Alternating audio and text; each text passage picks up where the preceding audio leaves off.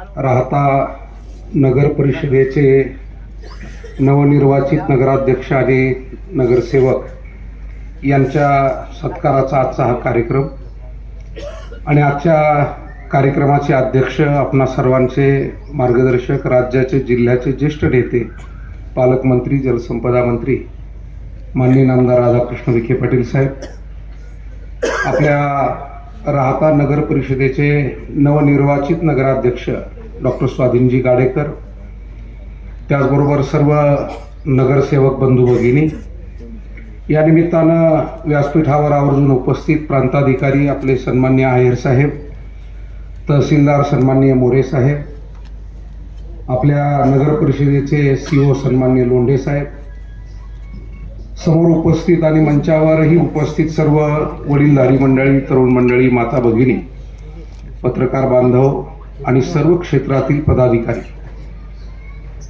खरं म्हणजे आपल्या राहता शहराला सामाजिक, आध्यात्मिक, कृषी, व्यवसाय आणि सर्व क्षेत्राची एक मोठी परंपरा लाभलेलं हे शहर आणि आपला हा तालुका आहे.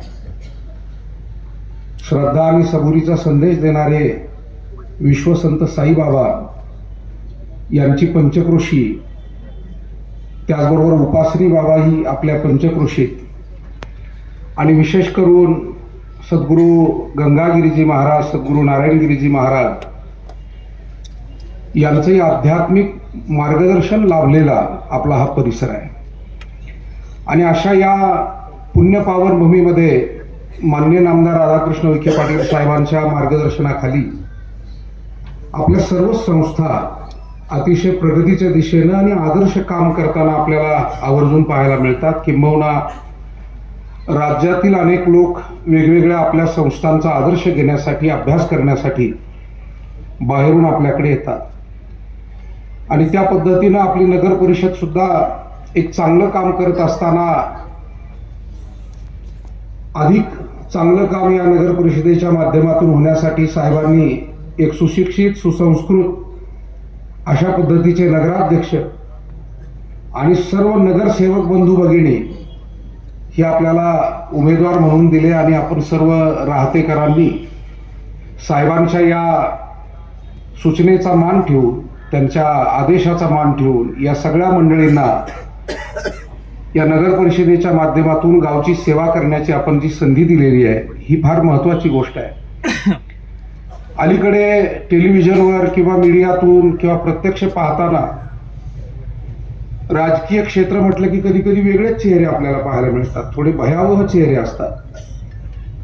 मला आज आनंद वाटतो डॉक्टर स्वाधीनजी गाडेकर साहेब यांना भेटताना आणि या सगळ्या पालिकेतल्या नगरसेवक आणि बंधू भगिनींना की सगळे इतकी सात्विक माणसं आहेत. अन्यथा हे चित्र आता महाराष्ट्रात आणि देशात पुढे विचित्र होत चाललेलं आहे. आणि साहेबांनी काल फार चांगले विचार व्यक्त केले एका समारंभात की गुन्हेगारीकरण जे काही सगळीकडे होताना दिसतंय ते कुठंतरी थांबलं पाहिजे. गुन्हेगाराला जात, धर्म, पंथ असा काही नसतो. गुन्हेगार हा गुन्हेगार असतो आणि तो गुन्हा करणारा कोणी असो, कोणत्या पक्षाचा असो, कोणत्या जाती धर्माचा असो, गुन्हेगाराला जोपर्यंत दंड दिला जात नाही तोपर्यंत मला वाटतं रामराज्य आणि सुशासन या जगामध्ये प्रस्थापित होऊ शकत नाही. आणि मला या गोष्टीचं समाधान वाटतं की माननीय नामदार राधाकृष्ण विखे पाटील हे बऱ्याच वेळेला ठामपणे या विषयावरती व्यक्त होतात, तशा पद्धतीनं कृती करतात. या गोष्टीची गरज आहे. मागे मला दुबईतून आलेला एक तरुण मुलगा भेटला, तो तिथे नोकरी करत होता आणि सहज आपल्या ग्रामीण भागातला शेतकऱ्याचा मुलगा दुबईत आहे. मी त्याच्याशी 2 शब्द संवाद साधला. त्यानं सांगितलं की महाराज, दुबईमध्ये कोणतेही भयंकर गुन्हे तिथे घडत नाही. महिलांची सुरक्षितता असेल, व्यापाऱ्यांची सुरक्षितता असेल, सामान्य नागरिकाची, ती अत्यंत, कारण शिक्षा एवढी कठोर आहे की गुन्हा करण्याची प्रवृत्ती समाजामध्ये होत नाही, किंबहुना असली तरी त्याला वचक बसतो. मला एक प्रश्न पडतो की दुबईमध्ये काही सत्ययुग चालू आहे आणि भारतामध्ये काही कलियुग चालू आहे का? हा प्रश्न माझ्या एक सामान्य नागरिक म्हणून मनामध्ये.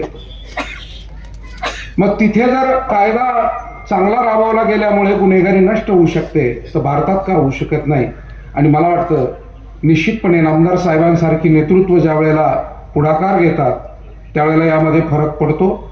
येणाऱ्या काळामध्ये निश्चितपणे अधिकाधिक साहेबांचं लक्ष या विषयाकडे राहणारच आहे आणि सामान्य नागरिक, कष्ट करणारा शेतकरी असेल, कष्टकरी असेल, माता भगिनी, विद्यार्थी असतील, हे अधिक सुरक्षित कसे राहतील आणि अधिक सुविधाजन्य सुखावं आयुष्य त्यांना कसं मिळेल, मला वाटतं याच्यासाठी नामदार साहेब सातत्यानं प्रयत्नशील दिसत आहेत.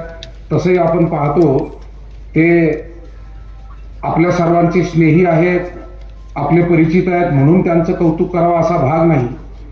पण महाराष्ट्रामध्ये सर्वाधिक विकास कामं करणारे विकास पुरुष म्हणून हा संबंध महाराष्ट्र त्यांना मानतो.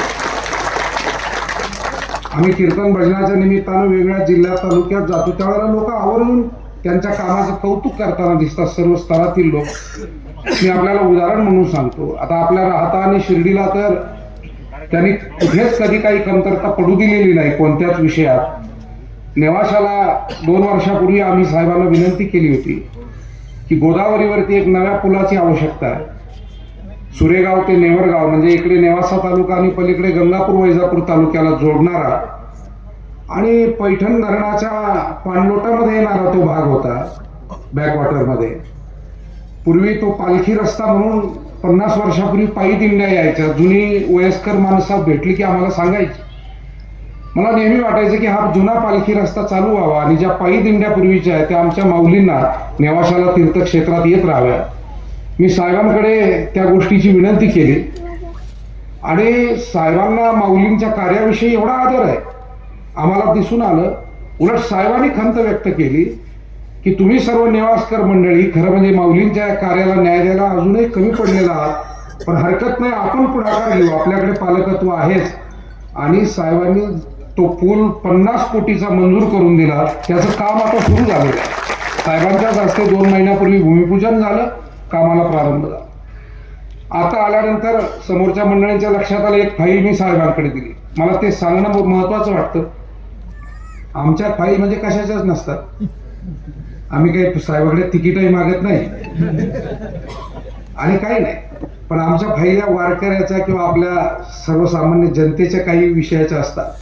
आता प्रवरेवर एका पुलाची गरज आहे आणि मी सर्व निवासकारांच्या वतीनं ती फाईल घेऊन आलो आणि साहेबांना विनंती केली. अर्थात साहेबांनी मागील आठवड्यात मुख्यमंत्र्यांजवळ स्वतःचं पत्र देऊन तो विषय मार्गी लावला असं ते म्हणाले. म्हणजे गंमत पहा की फाईल इस्टिमेटची तयार होऊन साहेबांच्या हातात येईपर्यंत साहेब म्हणाले मी मागच्या आठवड्यात मुख्यमंत्र्यांशी बोलणंही झालंय आणि प्रवऱ्यावरचा पूल सुद्धा 58 कोटी रुपयाचा तो सुद्धा पुन्हा त्यांनी मार्गी लावला. आणखी 50 कोटीचा घाट आणि 700 कोटीचा माऊलींचा विकास प्रकल्प मागील वर्षीच आमच्या सर्व कीर्तनकारांना बोलावून.